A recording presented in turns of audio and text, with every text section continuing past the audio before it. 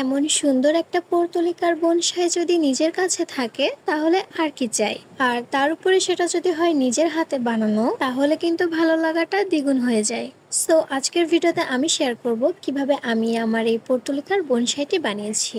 For this project আমাদের ফার্স্টে দরকার পড়বে এরকম কিছু ডালগুলোকে সুতোর সাহায্যে বেঁধে নিতে হবে। এরপর দরকার পড়বে একটা সার্কুলার রিংয়ের, কিছু সুতা এবং একটা কাইচির।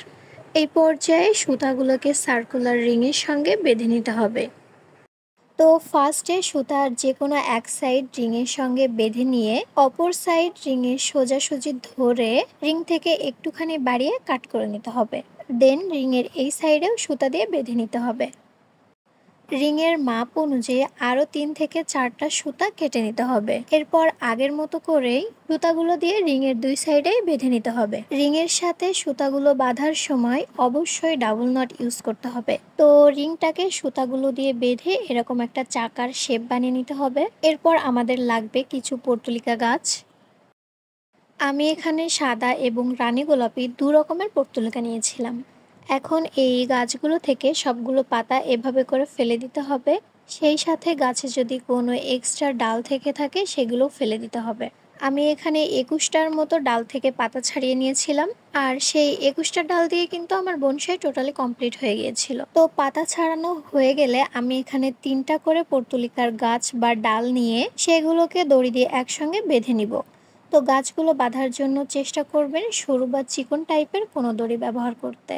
সুতা দিয়ে বেঁধে নেওয়ার পর এখন এই গাছগুলোকে আমি চুলের বেনি যেভাবে করা হয় ঠিক সেভাবে করে বেনি করে নেব।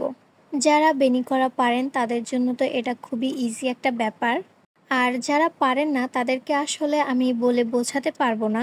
আপনারা একটুখানি খেয়াল করলেই বিষয়টি কিন্তু খুব সহজেই বুঝতে পারবেন এবং সেই সাথে শিখেও নিতে পারবেন। যারা এই গাছ দিয়ে বেনুনি বানানো বিষয়টি বুঝে উঠতে পারছেন না, তাদের জন্য আমি এই বেনুনি বানানোটা আরেকবার দেখিয়ে দিলাম। আমার মনে হয় আপনারা একটুখানি মনোযোগ দিয়ে দেখলেই বিষয়টি বুঝতে পারবেন। তো গাছ দিয়ে আমাদের বেনুনি বানানোটা সম্পূর্ণ হয়ে গেলে আরেকটা সুতার সাহায্যে বেনির এই শেষ মাথাটা বেঁধে নিতে হবে। সো এরকমভাবে গাছ দিয়ে 3টা বেনুনি রেডি করার পর এখন আমাদের সেই 3টা বেনুনি একসঙ্গে বেঁধে আবার তাদের বেনুনি বানাতে হবে। সো এই পর্যায়ে সেই বেঁধে রাখা লাঠিগুলো এবং সুতা দিয়ে বানানো সেই রিংয়ের চাকাটিকে একসঙ্গে রেখে রিং এবং লাঠিগুলোকে সুতা দিয়ে বেঁধে নিতে হবে। তো রিংয়ের সঙ্গে লাঠিগুলোকে যত বেশি পরিমাণে বেঁধে নেওয়া সম্ভব আমাদেরকে বেঁধে নিতে হবে। তো লাঠিগুলোর সঙ্গে রিংয়ের সাইড বাঁধা হয়ে গেলে এখন আমরা রিংয়ের ভেতরটা যে সুতাগুলো দিয়ে বাঁধা ছিল সেই সুতাগুলোর সঙ্গে ডালগুলোর মাথা বেঁধে নিব। তো এই যে আমাদের রিং এবং ডালগুলো বাঁধা একেবারে কমপ্লিট। সো এবার আমাদের লাগবে এরকম একটা প্লাস্টিক পটের। এখন এই পটটিকে মাটি দিয়ে ভর্তি করে নিব। তো মাটি দেওয়া হয়ে গেলে এখন আমাদের বানিয়ে রাখা সেই ডালটিকে এই পটটার ভিতরে খুব ভালোভাবে বসিয়ে নিতে হবে। ডালটাকে ভালোভাবে বসানো হয়ে গেলে আরো কিছু মাটি দিয়ে প্লাস্টিক পটটিকে ভর্তি করে নিতে হবে। তো পটটা মাটি দিয়ে সম্পূর্ণ ভর্তি হয়ে গেলে হাতের সাহায্যে মাটিগুলোকে হালকা প্রেস করে দিতে হবে, যাতে করে ডালটা আরো একটু স্টিক ভাবে টপটার ভিতরে বসতে পারে। এরপর আমাদের বানিয়ে রাখা সেই পর্তুলিকার বেনুনিগুলোকে নিয়ে এক এক করে ডালটার চারপাশ দিয়ে লাগিয়ে দিতে হবে।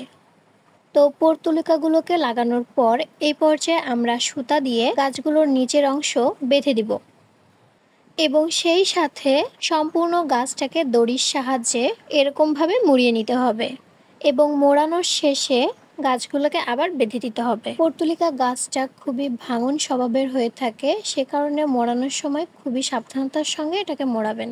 তো এরই মধ্যে আমার পর্তুলিকার বনসাই কিন্তু একেবারে রেডি হয়ে গিয়েছে।